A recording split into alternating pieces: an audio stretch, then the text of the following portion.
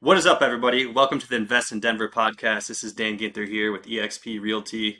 Got another market update episode for you guys. It's currently December 6th right now. We're going to bring you some stats, some updates, what's happening in the market here in Denver, and hopefully provide some helpful information for you guys. Let's get into it, Ian. Yeah, hopefully and definitely. I mean, this is the stuff that I wish I knew when I was a first-time home buyer, investor just starting out, or just real estate agent, just more curious about the market in general. So, like what Dan said, we're just going to hit you with so many facts and stats and even anecdotal evidence of what we're seeing here in the trenches as a real estate agent on the FI team and EXP. And we are joined again with Sterling Coldani himself. What's up, Sterling? How you been? Hello, everybody. Thanks for having me once again. It's an absolute pleasure. Yeah, no joke, dude. Yesterday on the 5th, I saw that you went out to the mountains. How was the sesh, the shred sesh? It was great. You really can't beat weekday skiing. I'm normally a weekend warrior, so I got to be so lucky to go up on a Monday, and yeah, I mean by noon my legs were shot, so it was an excellent day. Hey, That's is that probably an further than age I would have thing made or it. a What, I'm sorry? or a fitness thing? More of just like we put a lot of laps in. I wasn't That's the only good. one hurting. I dig it. Nice. Well, yeah, I haven't gone out this season yet, and I'm not as avid of a snowboarder slash skier, but definitely got to make some time out there. So, anywho, enough of the run stuff. Appreciate you guys' time. Let's hang out. Let's talk about the Denver Metro Real Estate Market Trends Report of December 2022. Talking about last month of November of 2022. Thanks again to the Ruth team for compiling all this information, putting it all in one PDF within what 30 pages. I mean, this is all really good stuff, and this podcast would not be as exciting if it weren't for you, Nicole Ruth. Thank you so much. Moment of silence for her. Not that anything bad happened, but more out of Shout out. respect. Shout No, out. That's the word I they do wanted. such good work. I mean, Ian, I took Yeah. a class with her last month on exactly what she does for these things, and the amount of detail they go into and the work they put in to do this is crazy. Like, I can Mm. only hope to be half as good as her 2 to 3 years from now. So, big shout outs to the work they do at the team there. Amen. Love it. And I think I mentioned this earlier. I did unbeknowingly worked with the Ruth team. I think it was on like the seller was working with them. And my gosh, like it was such a smooth transaction. I only talked to her like once or twice, which was if anything, if the transaction goes through and I had very little communication. I mean, that just shows you that they're on top of their stuff. So I really appreciate that. Um, that being said, let's go right into the bullets. Active listings at month's end. As of right now, we're seeing approximately 6,253 active listings at the end of November of 2022, which is down approximately 14% from last month.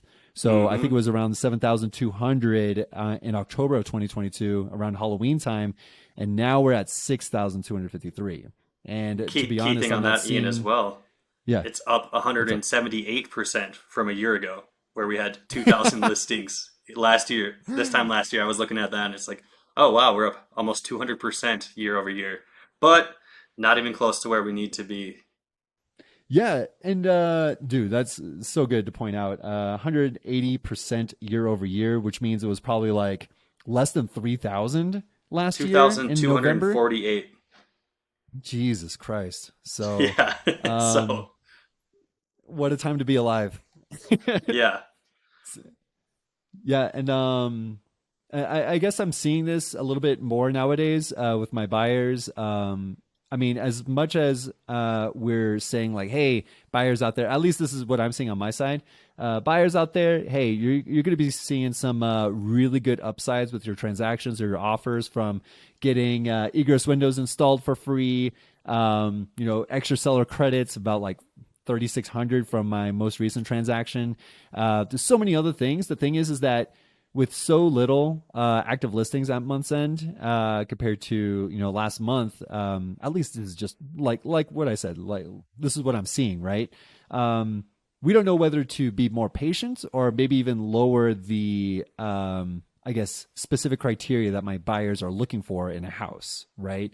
Especially for my house hackers, like if it doesn't come with a huge backyard, maybe a smaller backyard, but it has everything you need in a house hack, maybe we go through with it. It also depends on what the timeline is for my buyers too. So what are you seeing too, Dan? Is that as much of a problem as I'm making it out to be, or is that just me in particular?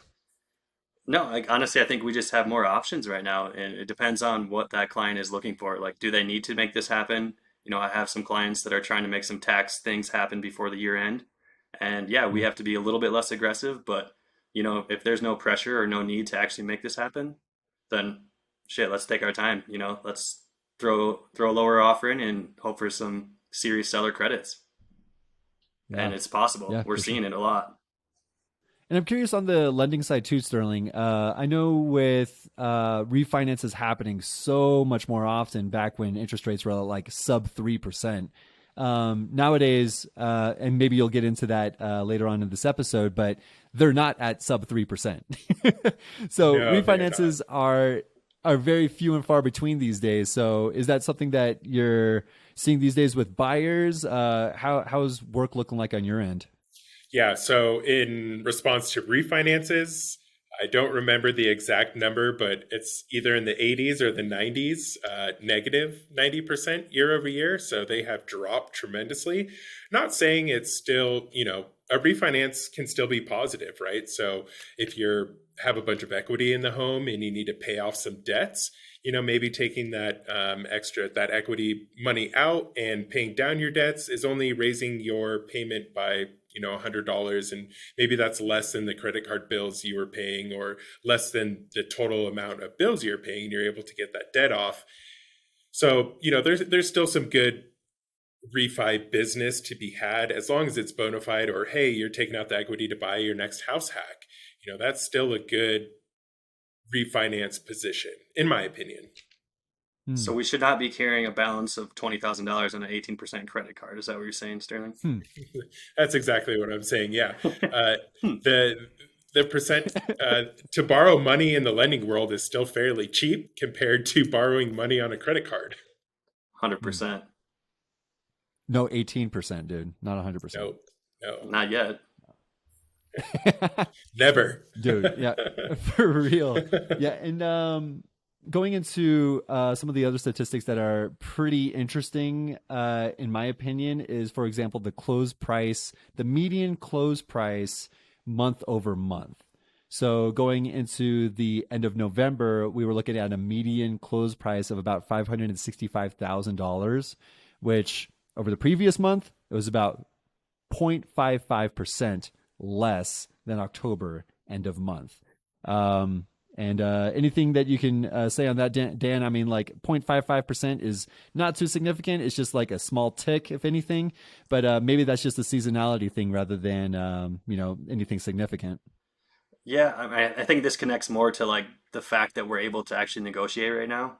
Um, Maybe it wasn't the exact same in October, but also our close price to list price, which you're probably going to bring up next, but pretty much exactly the same, 98% close price to list price, which means we're getting about 2% under asking price. And I think that's having a big factor. Some people are actually offering over asking price right now in order to get more concessions because a lot of people want less money out of pocket for closing costs. And, some of the strategies that work for that way seems to be, 5,000 more on the loan versus getting 5,000 back at the closing. It's helping a Yep. lot of people out in different ways. So I honestly haven't really seen that much of a difference in, overall prices.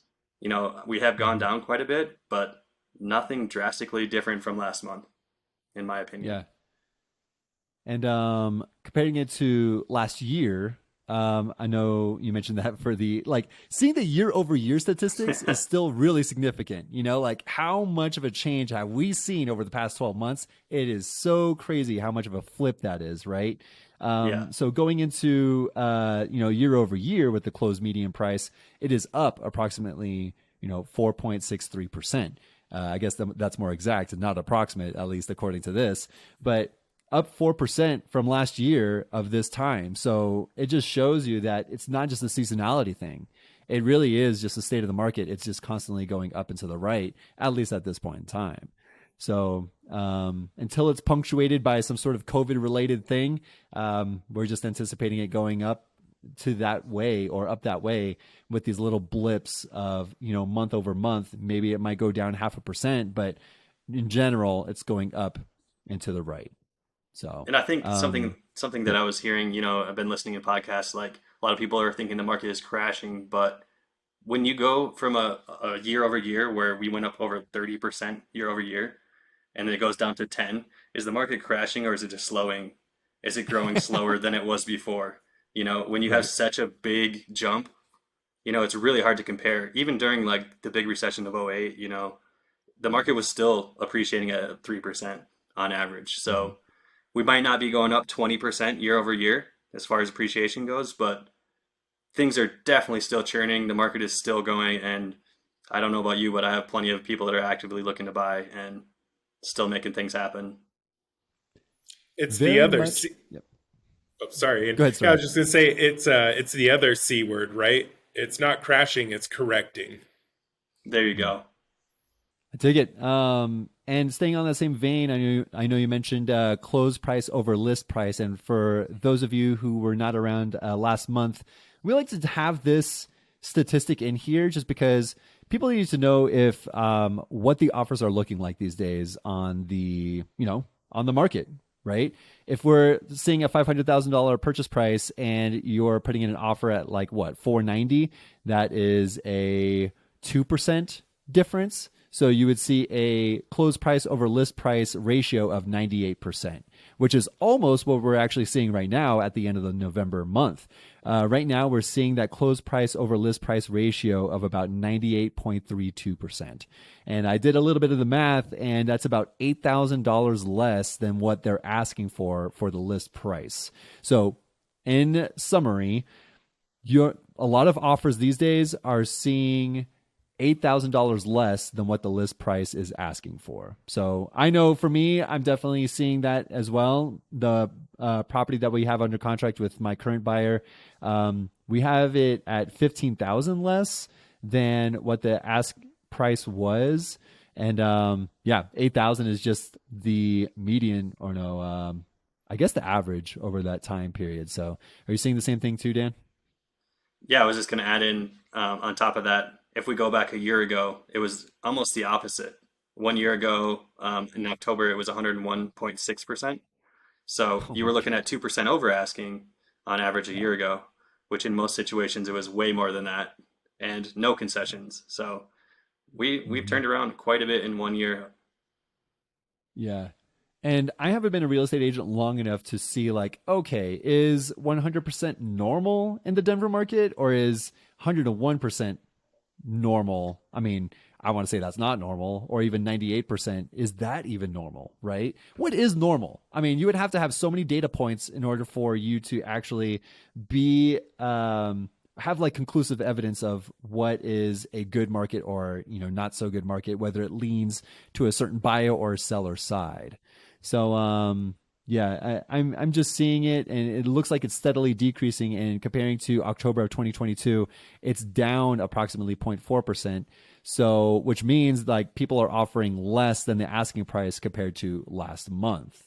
So, Hmm. I don't know if you wanted to input anything on that, Sterling, but that's kind of what we're seeing on our end for the close price over list price.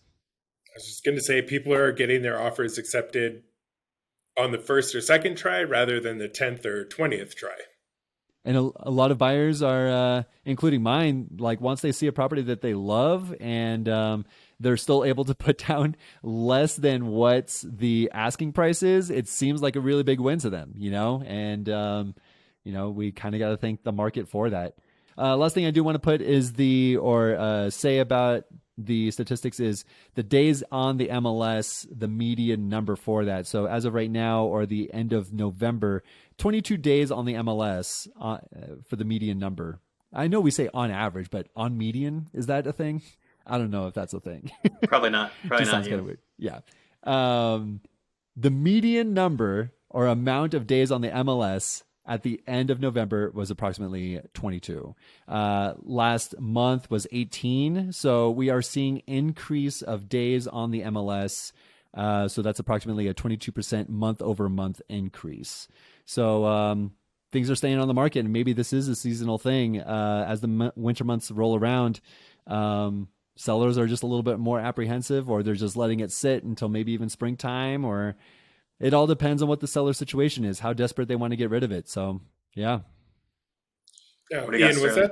was that the national average or Colorado average of days on market? This is the Denver These are, Metro. Okay, yep. perfect. Thank you. So top 11 counties in the Denver Metro. Awesome. Mm-hmm. Very local, very specific. And that is our audience. So we want to, yeah, compared to a year ago, it was 5 days on the MLS for that medium number. And like we said, and this has been the topic of the episode, things have changed from 12 months ago. So we are not in Kansas anymore, people. We're in Denver, 2022. With that being said, I know we have some really good information for you. And the reason why we brought Sterling on here is he has some valuable information. We want to make sure that he's portraying this out into the world. The audience is getting the maximum value out of this podcast each and every time and every month.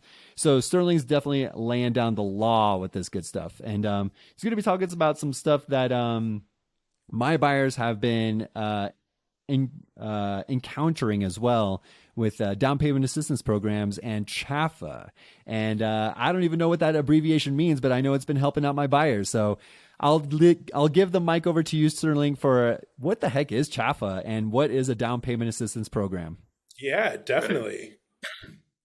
All right, so I'm going to share my screen here.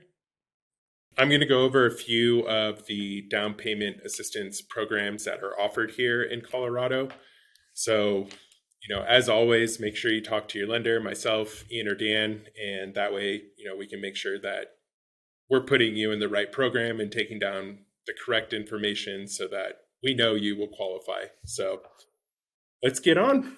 So down payment assistance. So what is DPA? So DPA stands for down payment assistance, as we've been talking about. And what DPA does is helps residents meet the minimum criteria for down payment amounts, as well as gives residents access to safe and affordable housing. So the first one we're going to talk about, CHAFA. That's one of the most popular ones here in Colorado. CHAFA will provide up to 4% in assistance, and it acts like a silent second lien against the home. It accrues no interest, which is nice, and is only due if you sell the house, refinance the house, or when the note is due. That's normally 30 years. If you took a 30-year mortgage, it'd be 30 years. If you took a 15-year mortgage, it'd be 15 years.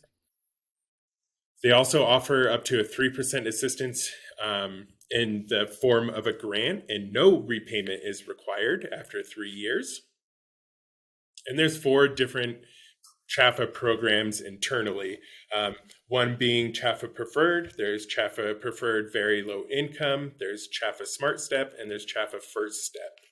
So as you can see, there's lots of different programs where borrowers can fit in and leverage that to their benefit. So here are some... real quick, Sterling. Yeah. Going back to the other slide here, looking at the 4%, up to 4% in assistance, and then you have that second bullet point of up to 3% in assistance for a grant, which means no repayment required. So is that 4%?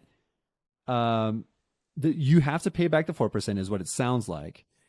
Can you add on these two? Can you have like 3% for down payment assistance and then up to 4% just for like any additional coverage, or maybe just to have that as a down payment, or can you use it for like furnishing or something like that? So it all has to be part of the house. So it's either your down payment or closing costs is where they're providing that money for. So, if you're getting 4% in assistance and you can qualify for a 3% down loan, you can use that extra 1% to apply towards closing costs, which is nice. Cool. Thanks. So now we'll hit some of the CHAFA requirements. So you must take a homebuyer education course. It is good for 12 months. They just recently made the course now you have to pay for it. So you can either do an in-person one, which is free, or you could do it online and self-pace. And I believe it's $75. However, it is good for 12 months. You will have to you will have to put $1,000 minimum contribution, so that's out of your own pocket, but it can be a gift. These are geared towards mostly first-time home buyers. You can be considered a first-time home buyer if with no ownership in a property within 3 years. So if you sold a house 4 years ago and you aren't on title or anything, then you can be considered a first-time home buyer. There are certain programs inside of CHAFA that are not restricted to first-time home buyers. So like I said, make sure you talk with your lender, your realtor, to make sure that you're getting in the right program. So There Sterling, are, I think that's yeah, something super important to point out there. I think a lot of people hear, "Hey, I'm a first-time home buyer." Like if you bought a property, that does not necessarily mean that you're not a first-time home buyer. I mean, I think the wording on that one is kind of confusing to a lot of people because I did not know that until, a couple months ago when we were talking. But if you bought a home, you technically could still get a first-time home buyer loan. And I think that gets confusing with FHA loans as well for people. So it's good to know, you know, if you haven't owned a home in the last 3 years, you can still qualify for some of these programs, correct? correct. And some of these other programs, if you had a divorce in your relationship, now they'll take that into account and you could be considered a first time home buyer even if it wasn't 3 years. So, there's different caveats for each of these different programs. So there are income limits for CHAPA, so you can't make over $130,000, $130,200 per year. It's also household income, so be aware of that. So it's not just the person on the loan, but they're taking into account everyone that is living in the home. Mhm. There's loan limits, so you can only go up to a certain amount in your loan that there will offer assistance on. Most of that is the conforming loan limit, and CHAPA hasn't come out with the new updated conforming loan limits. I'm sure once this gets posted, I'll probably get an Whoop, email whoop. saying, yep, these loan limits have changed. So, but as of right now, it's the conforming loan limit of 647,200. Unless you're going FHA, then it's based by the county. So real quick, Sterling, Yeah. with that loan limit, um, and getting like a 3% grant towards the down payment, the borrower still has to get pre-qualified with their income, as if they were going through a regular loan, right? So this 3% assistance with the grant is granted if you are approved as a proper borrower through that lender, right? That is correct. Yes. So you have to hit all of these bulletin points here in order to be considered a CHAFA borrower. So first time homebuyer being one of those, home buyer education course, you have to do that. So there's just some housekeeping that you, the borrower, have to do in order to enter into the program and also qualify for the program. So there are FICO requirements. You need a minimum FICO of 620. The house must be owner occupied, so you cannot use this as an investment property. And like I said, takes into account household income. So everyone that's living in the house, they will have a profile for and take into account their income. Just to clarify on that, Sterling, we're Mm-hmm. counting people that are connected with the borrower, not like if you were house hacking, and you had tenants or roommates, those would not be counted, That is right? correct. Yep, that's correct. Just the Not to borrower or confuse people out there. yeah. So, like I said, this must be an owner occupied. So, having roommates in, telling your lender that right off the bat may not be the best way. This is strictly for that certain person to get in. Yeah, you can Right. strategically use this, but yeah, they're not taking into account your roommates yet, only that person on the loan. All right. So some benefits of CHAFA. One, your down payment is covered. Your DTI can be pushed higher than normal per AUS findings. So depending on your credit score, you can either go up to 50% DTI or you can go up to 55% DTI. And what's nice about that is your standard Fannie Freddie, we're looking at 50% or AUS. So what AUS is our automated underwriting system, and that extrapolates all the data from the file and will condition the file. So if there's anything wonky or something we need to look at, or there's not enough funds, this program will tell us and condition us with that. Or if the DTI is too high, if we're looking at a condo and using CHAPA, sometimes there's DTI limits for condos. So even though we can push you up to 55% with a FICO score of 660, doesn't mean necessarily that it will be approved at that 55%. So, make sure that you're running your AUS and you're getting that approved eligible before putting in that contract. So CHAPA also has a lower MI fee. They set their own mortgage insurance rates, which is nice. And you can use either the forgivable grant or the assistance as part of their program. Why would anyone want to go through the assistance and not the grant? I mean, that's free money. Yeah, so with the assistance, you get essentially an extra percent in funds, whereas the grant, you would get only up to 3%. So can't you use both, Sterling? No, you can only use the grant or the assistance, one or the other. Okay. And lastly, strategic way to enter the market. So if you're strapped with funds or, hey, maybe this just makes better sense for you and you're not having to come out of pocket with money, then hey, this program is available to you. Use it. So we'll go into our next one, Metro DPA, so our Metro Down Payment Assistance. This focuses on the Denver metro area. We'll provide up to 5% in assistance, and your second mortgage is forgivable after 3 years. So it acts as a second, but is forgivable after 3 years. What does that mean, forgivable? So it means it's no repayment. So if you stay in the house for 3 years after the note date, then that assistance goes away. You don't have to pay it back like the assistance for CHAPA.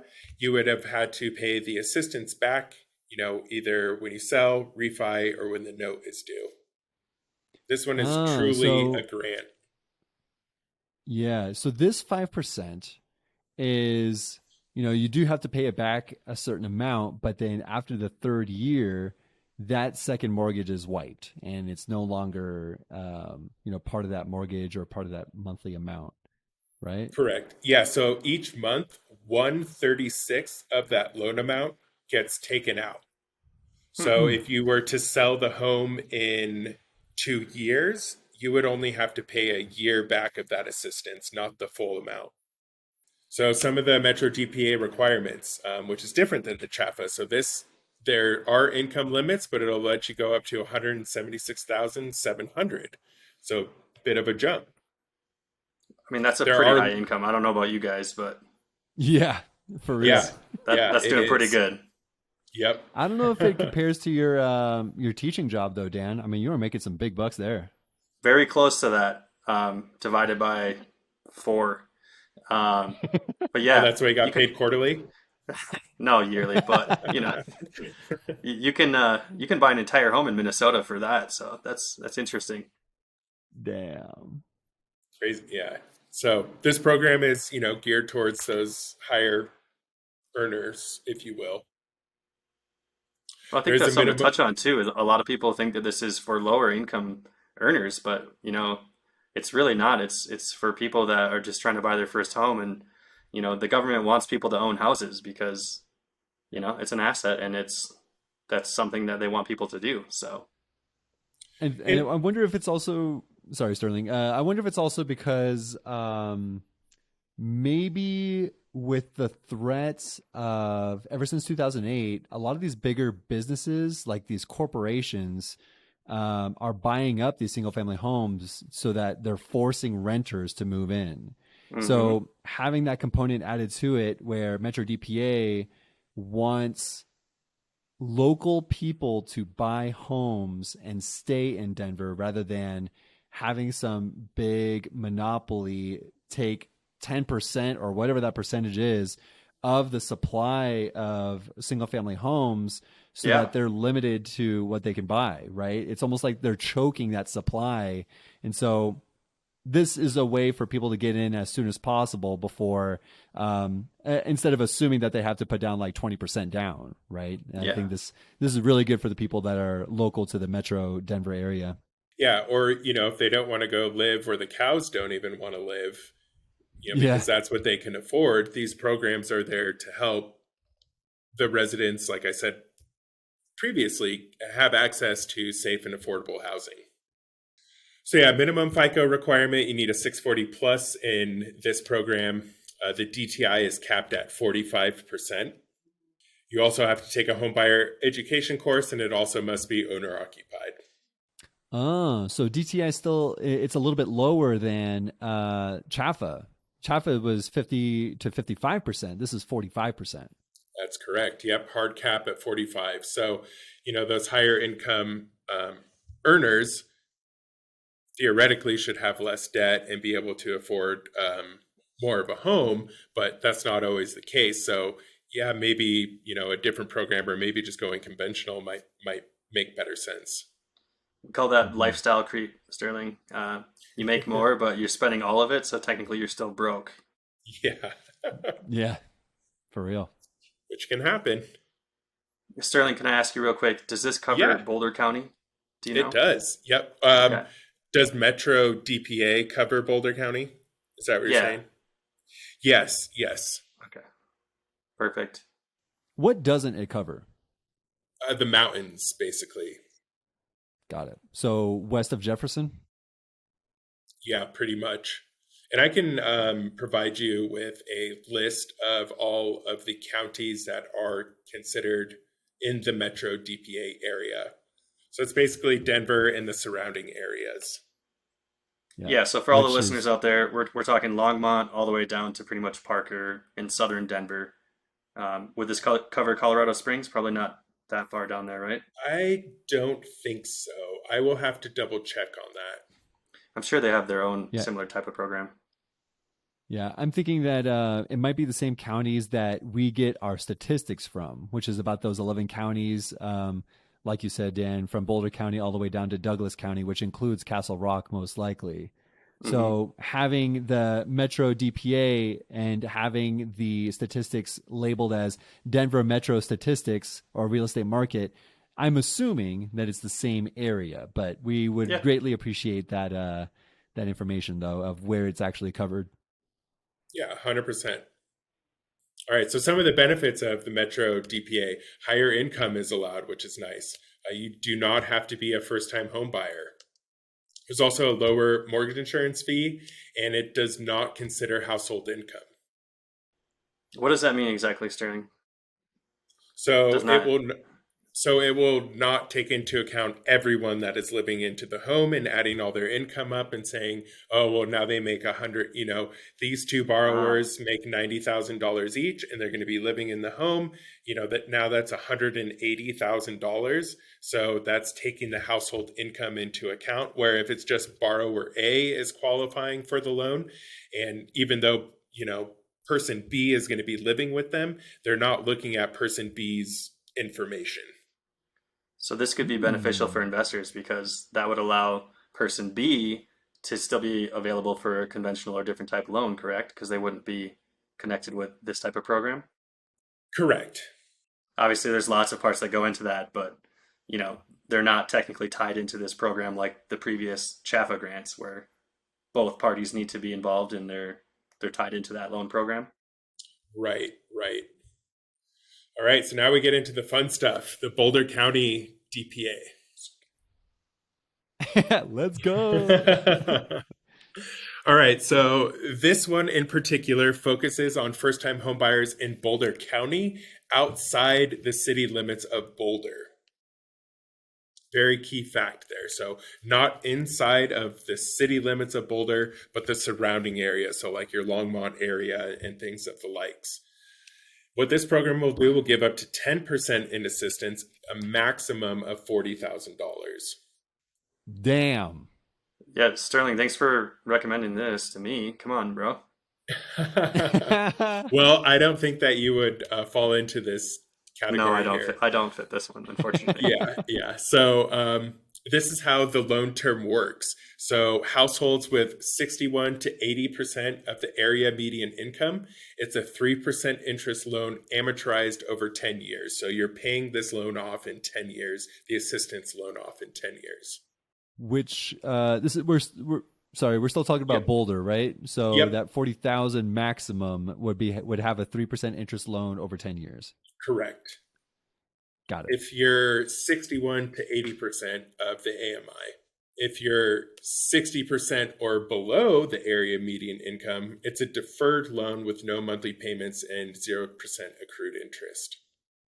Oh, That's great.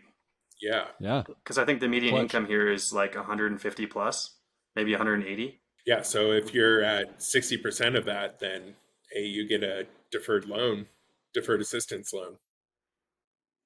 So some of the requirements. Now there's going to be a little bit more requirements on this one.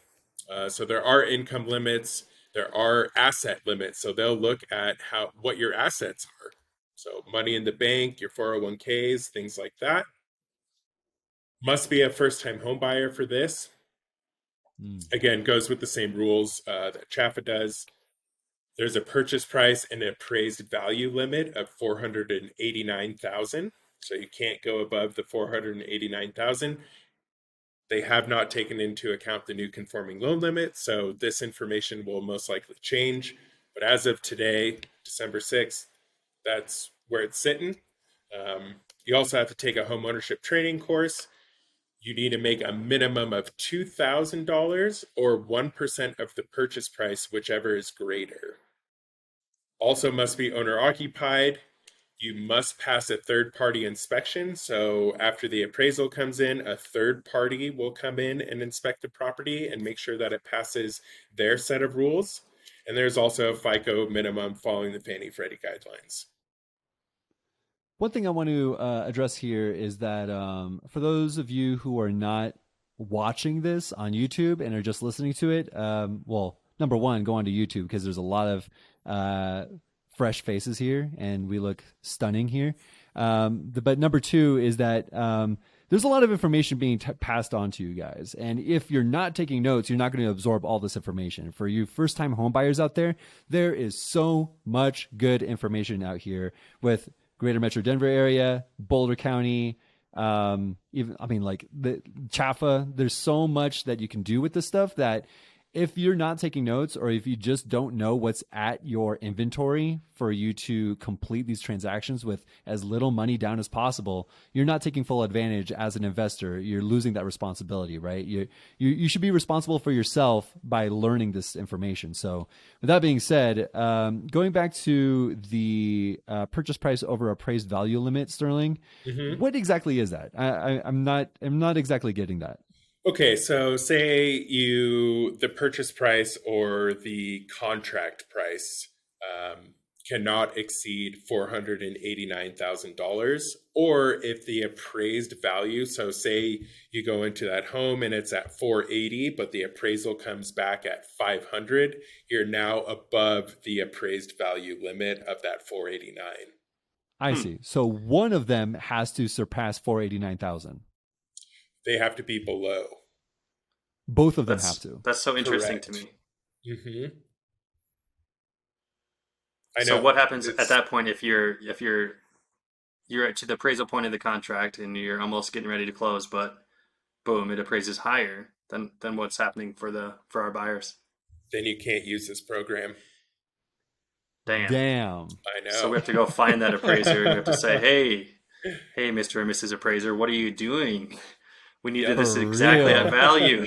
Yeah, exactly.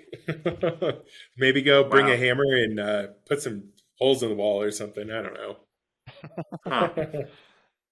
Yeah, that's significant. I mean, especially It looking at is.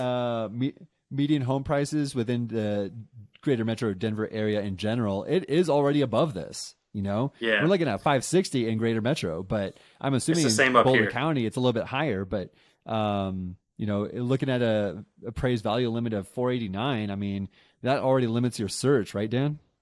Oh, 100%. It's you're looking at 550 up here too for, the average 4 bed, 2 bath that's in decent condition. Maybe 500 right now, but I guess maybe Sterling, I don't know if you plan on touching on these new conforming loan limits because that's obviously this should be changing, right? Along with those limits, or is that not Yeah, something that follows suit? yeah. So, yes, it should follow suit. When that will happen, I'm not sure. I will say last year, December 15th is when Chaffa came out with their new conforming limits. So, if anything holds true, hopefully by next week, we're going to be getting all updated information here. So, take this with a grain of salt on the purchase price appraised value limit or the loan limits, as those will most likely change in all of these programs. For Yeah, sure. because this was a really good program for those Boulder County residences until that point. Oh, Yeah. yeah. Yeah. I'm- It's almost like a slap in the face for the buyers that right. I have up here. It's like, oh, well, you can, but you can't because, we just got to find a nice little trailer outside of town for you. Yeah. Right. Yeah. Go that tent underneath that freeway overpass. No, honestly though, there are some decent prices up here at, under 500 right now, just with the way the market shifted, but it's pushing it at the 49 limit. So interesting to see Right. that. Yeah. And, speaking with last year and the previous year, there's been such a steep increase that it's hard we're playing catch up right Yeah. Yeah. Wait till we play mustard. now. Yeah. Yeah. Ah, gotcha. Then we'll be making a I sandwich. had to. I'm a hot sauce guy, so we'll see what's up. Gucci. Yep. All right. So there's also DTI requirements, so AUS approval, just like all the other loan programs out there. So some benefits of the Boulder County DPA. It helps with down payment and closing cost assistance. Where that 10% can be really used to almost do, a no out of pocket. Essentially, a lot of those closing costs, you think 10 grand with closing costs plus your down payment, it's a lot of money. So this gears to help more towards down payment and closing costs. This focuses strictly on Boulder County and again helps residents afford safe and accessible housing in Boulder County.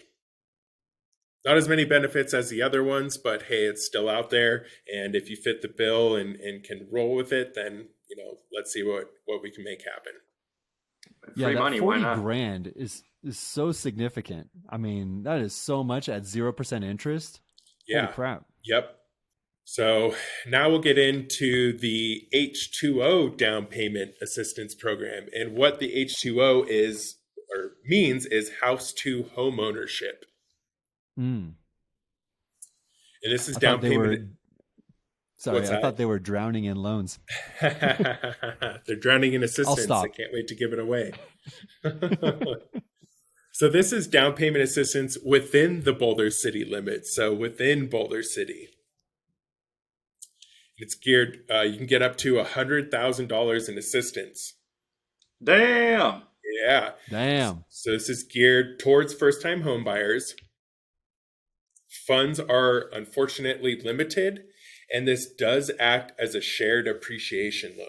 So what that means is there are no payments are made on the loan for up to 15 years, so that $100,000 or whatever assistance you're getting. No payments are made on the loan for up to 15 years unless the home is sold or the title is transferred. And when the loan comes due, the full amount is due back along with the share of the appreciation. Ooh, what is that share? Because that could be pretty significant. Yeah, that's a really good question. They had some like calculations on 100% there and of stuff. the shared appreciation. Shared with who? The banks? The lender? Yeah, it's shared with the program, so they would get that money back into their assistance bucket because the funds are limited. Yeah, especially when they're assisting up to $100,000. That is crazy. Yeah, it's a In lot of Boulder money. County, or in Yeah. Boulder, the city of Boulder, with the highest appreciation, probably in one of the most, Yeah, out of all of the United States. yeah. Good for Yeah, they're them. one, one of a kind up there. We live Yeah. in a bubble. There's something like that. I think it was on the Investify podcast with Craig and Ziona. Big shout out. They Shout had out. some gentleman on there that was saying that yeah, we can give you a loan for a certain amount based on like the LTV or whatever equity you have in the place, but we won't ask for anything or any sort of payments until you sell the property. So I think it was like 16% of whatever that appreciation is, and I was talking about that option with Kat and Kat, my wife, and she was we were thinking about like the appreciation that we've gotten so far with our San Diego place, and Hmm. looking at the equity, that whole shared appreciation here, which is almost like the program that I'm seeing right now with like getting a loan, and like you don't have to pay anything until you sell the property, right? So then if they're getting like up to 15 or 16% on the appreciation of it, that's hundreds of thousands of dollars, and they're getting what, 20, 30 grand just for giving you a loan of, let's say, you know, 10 grand or whatever that price may be. So yeah, I guess the number of that percentage of what the appreciation might be is the biggest factor here in whether it's a really good deal or not. Yeah, so to answer that question, it is the original loan amount plus 15% in appreciation. So, say you purchase a home for 600K, they gave you 15% of that purchase price, which was 90K. Say the home value is 800,000 when the loan is due, and that there's $200,000 of appreciation in there. So the original loan plus the 15% appreciation would be due back $120,000. So the 90% of the loan amount plus the $30,000 in that appreciation. Okay. So it's as of the loan date. It's not like it's following that appreciation for years on end, right? Correct. So 15 years from that note date. Got it. Okay.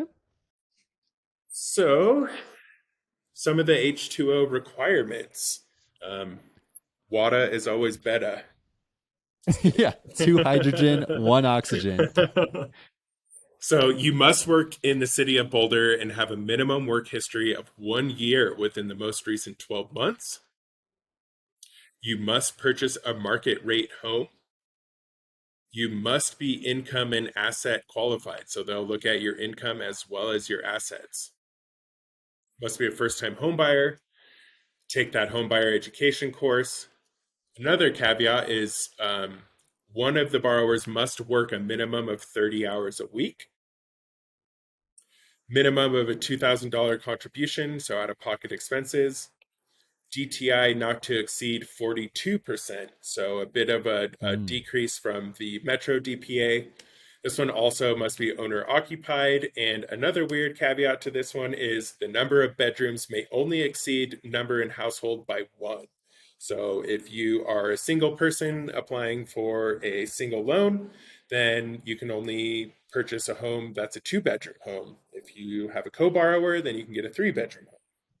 And this only applies to the borrower. Like you can't have like a renter come in and be like, "Oh, I got four people with signed leases. I could buy a 5 bedroom place." Right, exactly. Cannot Okay. do that. And then I think you mentioned this already, Sterling, but just to be perfectly clear, let's say if I were to have two people on this H2O a program, then we can have a 3 bedroom place applied for this, but all three people need to work 30 hours a week. All three people need to have a $2,000 minimum contribution. All three people need to have a 42% or lower DTI. Is that right? So when you have a co-borrower, it's taking both of the borrower and co-borrower's income and liabilities into a whole. So it would be the whole amount cannot exceed 42%. So borrower and co-borrower, their DTI, debt to income, cannot exceed 42%. Minimum contribution, that is hold. So you would have to co-borrower and borrower are responsible for $2,000 total, and only one person must work 30 hours a week. So if you had a part-time, working 20 hours a week, and you had a full-time working 40 hours a week, then you'd be okay. If you had two part-time workers working 20 hours a week, you would not qualify for this program. Got it. The amalgamation of everyone. Yeah. Yep. So here are some of the H2O benefits. Helps residents purchase within the city of Boulder, and it's some of the highest assistance available. So it's almost like, because you mentioned the very first bullet point, they need to have lived there and had a job within. Does it need to be within the city limits of Boulder in order for them to have a minimum work history of 1 year within the most? Okay, so I guess the location of the occupation doesn't need to be within the city of Boulder, but they need to have. Oh wait, oh yeah, it is. Must work in the city of Boulder. Yeah, I see. Yep, Correct. I missed that very first point. Okay, got it. Yep. So benefits, like I said, and again, that concludes my presentation. So again, just wanted to thank you guys for having me on and letting me blabble again and talk about down payment assistance. So, I think this is some really good information. I think this can really help borrowers enter the market, especially if they are, strapped with liquid funds, or, hey, maybe you're not strapped with liquid funds, but you would like to enter the market strategically and be strategic about your funds. Then, hey, let's definitely see where you fit and how the assistance can help you, Mr. and Mrs. Borrower. Couple things that I wanted to point out there too is just one, you don't technically have to be a first-time home buyer just within the last 3 years. Two, you also don't need to be a super low income earner to get these type of programs, especially in Boulder where medium housing price is about $1 million. So, $100,000, that's your down payment at 10% down. These are types of programs that allow different types of investors to get in, especially if you're house hacking, and don't count it out regardless of what you make or where you're at or what you're doing. It's one simple conversation with a lender before you can find out, like, hey, maybe I just need to do a couple of things here to get this lined up for next year or next couple of months. Or maybe I already qualify for this and I didn't know. Yeah, exactly. And now I can enter today and ride that appreciation wave. And hey, in 3 years, if that becomes due, or we see another spike in home prices, then hey, you can refinance your home, take that lower rate, pay off your assistance, and now that's all gone, and you have a lower rate and a lower payment. For the people that were just listening, how could people reach out to you, Sterling, just in case they can't see that QR code? Yeah, definitely. So you can reach me at my phone number, 951-445-9008, or you can reach me via email. It is my first initial S and my last name, Coldani. So S Coldani, SCOLDANI @BOEmortgage.com. You were saying earlier? I was saying earlier, just a testimony of this Chaffa. I helped this client, and within a year, about a year and a half, with the current spike in everything that happened, I was able to pay off that with the refinance. I was able to lower his monthly payment, pay off that assistance, and save him about $400 a month in mortgage payments and paying off that assistance. Plus, he kept all the equity in his home. Real good. Keyword here is the lenders hold the keys. That's right. Talk to a good agent if you want to get a good deal, but there's only so much we can do on that side of things. Yeah, for real. Yeah, and talk to us too as well, because we're the experts, so we can put you through these programs and say, okay, well, this program isn't going to work just based off of these two things, but let's try this program. And the worst that's going to be said is no, you don't qualify for the assistance because you either make too much money, which isn't necessarily a bad thing, and then you can still get in at that 3% down. So there's plenty of options to be had. I've had a couple of buyers close in September and October with that down payment assistance program through Traffa. 0% down. Like, one of them had a check go to him for $950.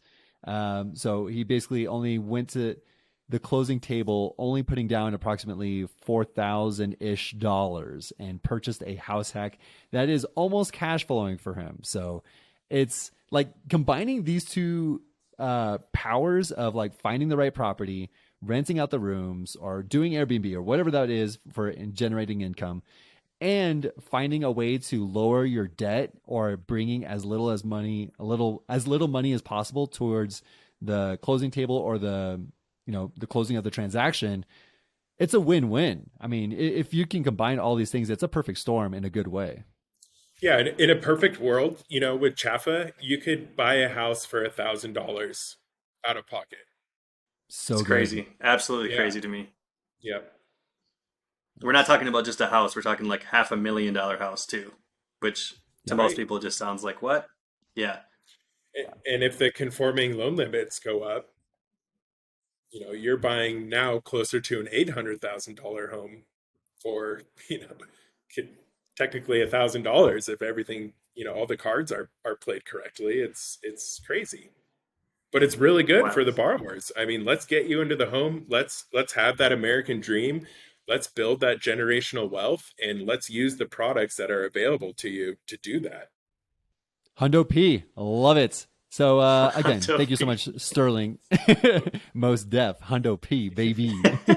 No cap. So with that being said, no cap, baby. Thank you so much, Sterling. It's always a good time having you on. Good vibes and good information, man. That being said, one more time for the audience in the back, what is the best way to get in contact with you? So yeah, you can hit me up via cell phone. Line's always open. Number is 951-445-9008. And my email again, scoldani, SCOLD as in David, ANI at boemortgage.com. What about you, Dan? How can people reach out to you? Yeah, all you Boulder County folks, hit me up. You can get me on email at dan at the Phi team or my number at 720-649-4944 or Instagram at dan.ginther, REI. Or just Love hit it. Ian up and say, I want to buy up in Boulder County, but I don't want to work with you. I do not want to drive, so I will gladly give it over to you, Dan. Appreciate that. So with that being said, I am Ian Real Estate Agent over in Instagram, TikTok, and YouTube. I post up memes. It's all for the edutainment, as well as educational material, not just the memes. So come for the memes, stay for the education. I post up weekly stuff on YouTube as far as vlog tours, what it's like to have a house hack, and all that good stuff. Dan also has a YouTube channel, but I'm sort of holding it to him right now and sort of manifesting it and making sure that he's doing it himself because he's doing all these cold calls. He does a really good job as far as attraction of potential leads. And if you want to get into the team and learn this stuff, hit up Dan as well. He's selling himself short in that aspect. With that being said, this is the Invest in Denver podcast hosted by myself, Ian Jimeno, a production from the Phi team, and I will see you all later. Thanks, guys, for hanging out. Always good. Thank you.